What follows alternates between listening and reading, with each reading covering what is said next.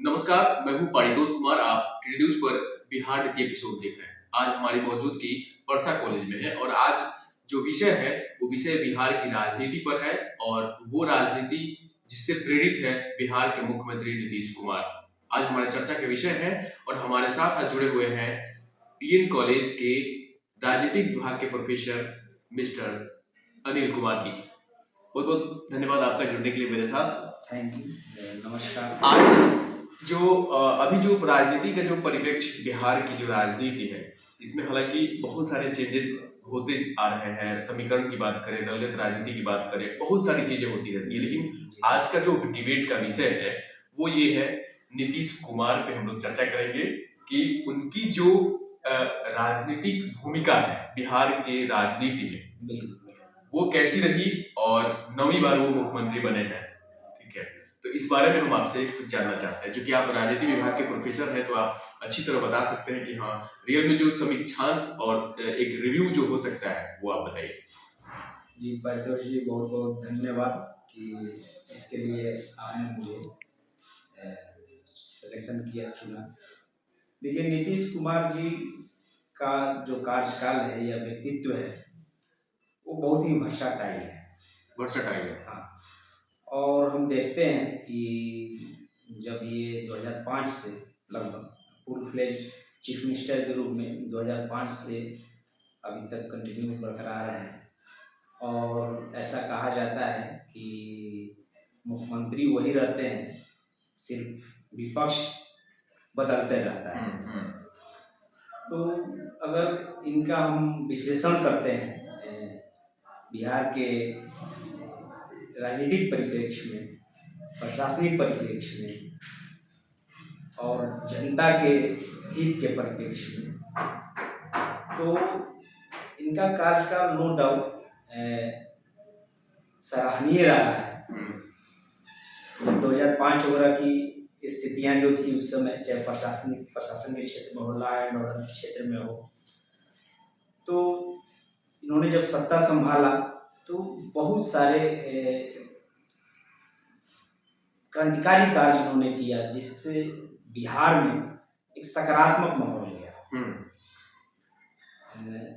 ऐसा माना जाता है कि इन्होंने जब मुख्यमंत्री का पद संभाला तो बिहार से जो वरिष्ठ अधिकारी थे, IAS IPS थे, जो किसी कारणवश यहाँ से वो सेंट्रल प्रतिनियुक्ति पर थे, उनके साथ इन्होंने एक इंटरेक्शन किया। उन्होंने बुलाया कि मैं आपको पूरी स्वतंत्रता दूंगा कि आप बिहार में आकर कार्य करें, लॉ एंड ऑर्डर को संभालें। उसमें अभयानंद जी का भी नाम आप जानते होंगे। उसमें स्पिरिट ट्रायल चलाया गया, लॉ एंड ऑर्डर को सुधारने के लिए बहुत सारे कार्य हुए। फिर उसके बाद मदन मोहन झा जी थे, शिक्षा सचिव हुआ करते थे जहाँ तक मुझे याद आ रहे हैं। और बेरोजगारी के स्तर पर शिक्षकों की नियुक्ति हुई और उस समय 3.5 लाख के आसपास शिक्षकों की नियुक्ति हुई।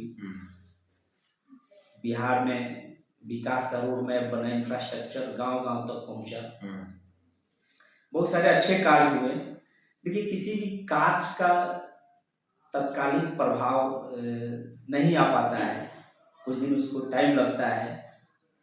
और हम देखते हैं कि इन कार्यों से बिहार में नीतीश कुमार के प्रति आम जनता का समर्थन बढ़ा। फिर दूसरे टर्म के लिए भी चुने गए, तीसरे टर्म के लिए ऐसे करते करते हम देखते हैं कि वो 9वीं बार शपथ ली। लोगों में जो प्रभाव है वो कम नहीं हुआ, कहने का मतलब। बिल्कुल पारितोष जी, यानी आप देखिएगा कि बिहार में जिस प्रकार की इनकी छवि है, वेदांत छवि रही है, और जैसा तथाकथित लोग कहते हैं कि जो आजकल राजनीति में परिवारवाद की बात आती है, उससे भी ये बिल्कुल अलग है। इनका यानी अपना कोई यानी पारिवारिक कोई लाभ नहीं दिखता है।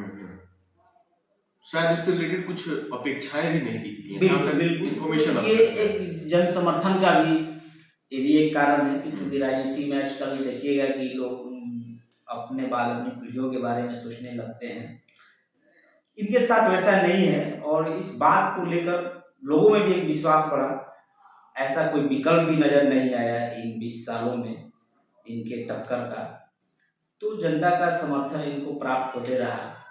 आज हम देखते हैं कि हर स्तर पर, रोजगार के स्तर पर, इंफ्रास्ट्रक्चर के स्तर पर, बिजली के स्तर पर, स्वास्थ्य के स्तर पर काफी कार्य हुए हैं। 20 साल पहले का बिहार मैंने भी देखा है अनिल सर। जी। मैं आपको बताऊं, 20 साल पहले का बिहार मैंने भी देखा, वही 20-25 साल पहले का बिहार, चूंकि हमारी भी उम्र लगभग 35 साल हो गई है तो समझ में आता है।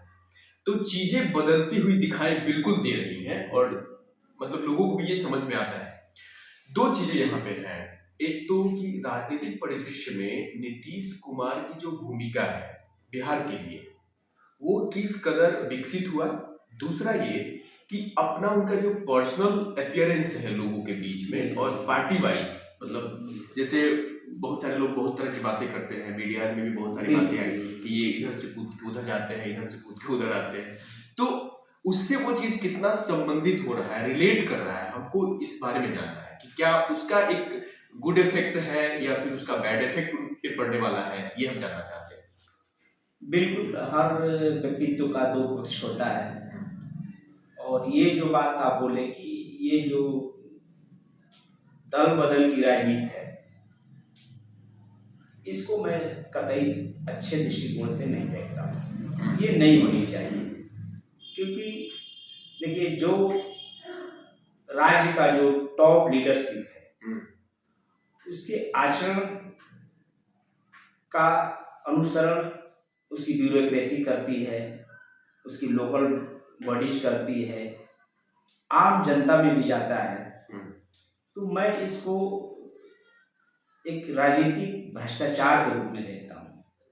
अच्छा। आप अपने व्यक्तिगत लाभ, मुख्यमंत्री बनने के लिए बार बार आप जो जन समर्थन, जो मैंडेट प्राप्त हुआ था, उसके विपरीत जाकर आप कार्य कर रहे हैं, और अपने सिर्फ मुख्यमंत्री बने रहने के लिए सिद्धांत विहीन राजनीति कर रहे हैं। तो ये आचरण, ये सिद्धांत, ये जो आपको पैमाना है, वो हमारी ब्यूरोक्रेसी में भी आती है कि जब हमारा लीडरशिप ऐसा कर सकता है तो हम भी कर सकते ऐसे कर सकते हैं। आज किसी को हम आदेश कर दिए, डीएम है, आज कल कोई आया और आया तो उसको कर दिए। तो पुलिस प्रशासन में भी इस टाइप। दूसरी चीज, समय के अनुसार परिवर्तन बहुत जरूरी है, और प्रजातंत्र में कहा गया है कि सत्ता को बहुत ज्यादा अस्थायित्व नहीं देना चाहिए। ठीक है, अस्थायित्व बहुत ज्यादा देने से उसमें तानाशाही आ जाती है। ठीक है, तो इनके बहुत सारे वक्तव्यों से, क्रियाकलापों से आप देखते होंगे कि मीडिया में बहुत बार ट्रोल हुए हैं। तो आप देखिए कि 20 साल से वही ब्यूरोक्रेसी जमी हुई है, और वही वर्क कल्चर वही है, कोई परिवर्तन नहीं है। शिक्षा स्वास्थ्य पर भी बहुत बार सवाल उठा कि जो, जब मैंने बताया था कि जब शुरू में इन्होंने सत्ता संभाला था, और जो आपको शिक्षकों की जो बहाली हुई थी, उसका बाद में परिणाम देखने को आया कि वो क्वालिटी बेस्ड नहीं था। इससे जो शिक्षा को स्टील फ्रेम बोला गया है, शिक्षा स्वास्थ्य जो है वो स्टील फ्रेम है। अगर हमारे नागरिक, हमारे बच्चे सिविलाइज नहीं होंगे तो एक वो कबाड़ का रूप लेते चले जाएंगे, उनमें क्वालिटी नहीं आएगी, तो वो किसी काम के नहीं रह जाएंगे, फिर उनको रोजगार मुहैया नहीं हो पाएगा। तो ये एक बड़ी भूल मेरी समझ से लगती है। कुल मिला के चूंकि आप राजनीतिक शास्त्र के प्रोफेसर हैं तो जानकारी आपको ज़्यादा है, रिसर्च आपने ज़्यादा किया ही होगा, ऐसी बात नहीं है। कुल मिला के जो आने वाला जो कंक्लूजन है नीतीश कुमार का बिहार की राजनीति के परिदृश्य में, क्योंकि अभी कुछ दिन पहले इस तरह की बातें आई थी, इंडिया गठबंधन का जो ये हुआ था कि इनको पीएम प्रोजेक्ट किया जा सकता है, आगे इनके बारे में सोचा जा रहा था, लेकिन अब जब इस तरह की बातें हो गई हैं तो शायद उससे बहुत कोसों दूर आगे आने वाले क्या प्लानिंग्स हैं वो अब तो इंटरनल चीजें हैं, उसको उस डिबेट का विषय है हालांकि ये। अभी जो परिदृश्य में अभी की जो स्थिति है बिहार की राजनीति में, नीतीश कुमार हमारे डिबेट का विषय है।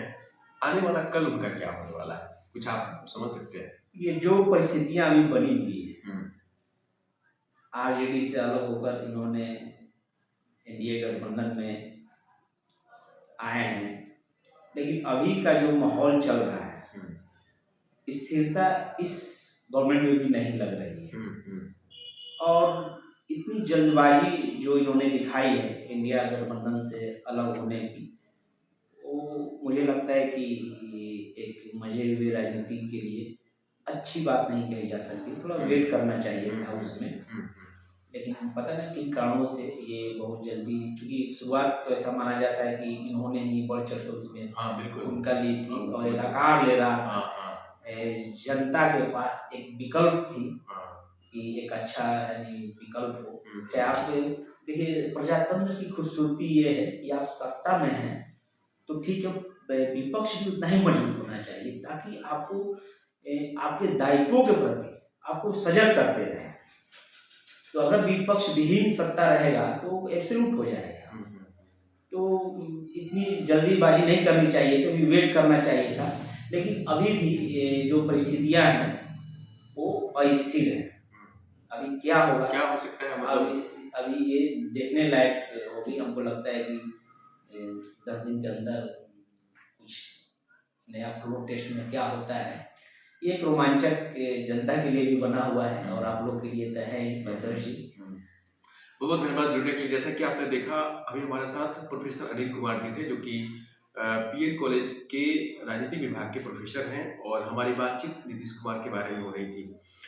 कुल मिला के हमारे जो डिबेट का विषय था वो नीतीश कुमार ही थे। आने वाला कल सच में नीतीश कुमार का क्या होगा, हम इस पे आपको अपडेट जरूर करेंगे। और सबसे बड़ी बात मैं आपको बताना चाहता हूँ कि आप क्या समझते हैं नीतीश कुमार के बारे में। मैंने 20 साल पहले का भी बिहार देखा है और आज भी मैं देख रहा हूँ। कुल मिला के जो बातें हमारी हुई उस पर आपकी क्या राय है, आप कमेंट बॉक्स में जरूर हमें बताएं और सब्सक्राइब जरूर करें टीडी न्यूज। नमस्कार, मैं हूं पारितोष कुमार। न कोई शोर, न आगे बढ़ने की होर, मौलिकता के साथ सिर्फ सच्ची और बड़ी खबर टीडी न्यूज पर। तो देखते रहें और सब्सक्राइब जरूर करें टीडी न्यूज बिहार। नमस्कार।